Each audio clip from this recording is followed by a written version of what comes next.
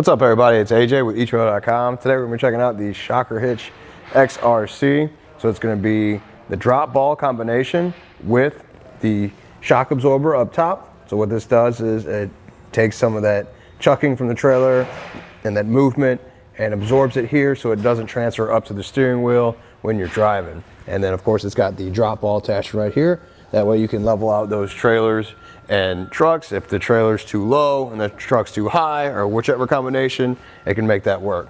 Let's check it out. With that drop ball attachment, you're gonna get 7.5 inches of drop. Now, if you go to pull the clips and the pins and flip it around, you're gonna see how easy this is. One, just to remove the accessory, because that's what the Shocker Hitch is all about, is swapping those out. So if you needed something other than that ball, you could switch it out to a pintle hook really easily and put that in there. But I'm gonna flip it around.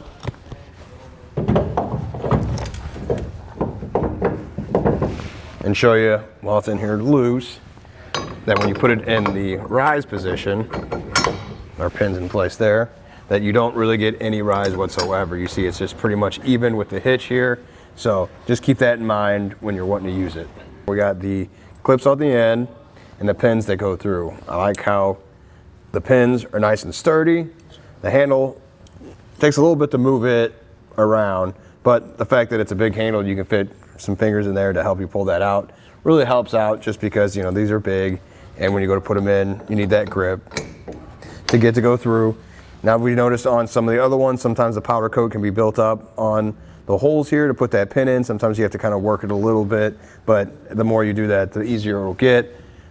It just depends. It's been random on the different Shocker hitches we've worked with, so just look out for that. One thing I will say though is with the whole assembly, it doesn't come with a hitch pin, so you're gonna have to buy one separately. So if you have to buy one anyway, I recommend getting a locking hitch pin.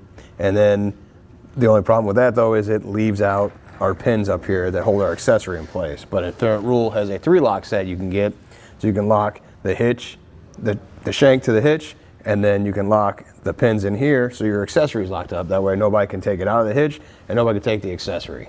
The whole thing is going to be made out of a grade 50 cold rolled steel with a black powder coat finish. So you don't have to worry about leaving it out in the back of your truck. If it is to get scratched up a little bit, it's still resilient to rust and corrosion. Now the ball is going to be zinc plated or zinc coated, so that you don't have to worry about it as much either, but it is a ball, so when you go to put that coupler on there, it can get scratched up just a little bit. Something you can do to fight that is put some dielectric grease around there. That can help keeping it looking nicer for a little bit longer, but again, when you're putting it in that metal coupler, it's just going to get scratched. On this side, I just want to point out the Zerk fitting. I like that option in there. That way you can do maintenance on it, add some grease to it to keep it working like it did the first few times you used it. So I like that that is an option you can have here, and it's easily accessible.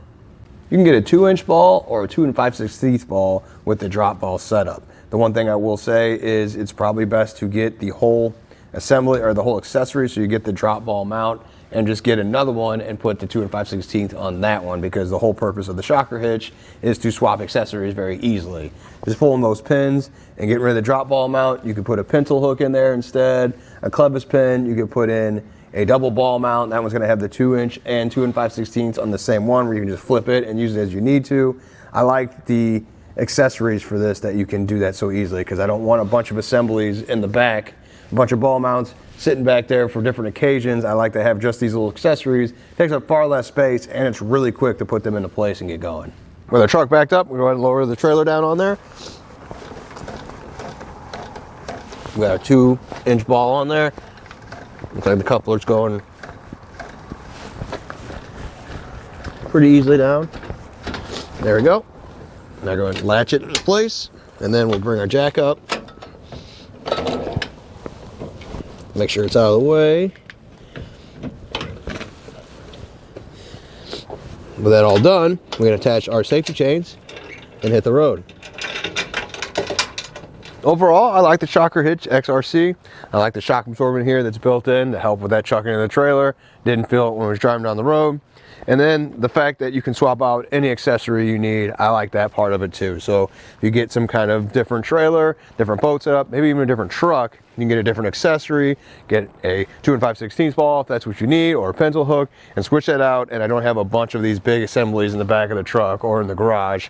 I only have the accessories, which take up far less space and are easier just to throw in there and go. Well, I think that does it. Thanks for hanging out, and I hope this helped.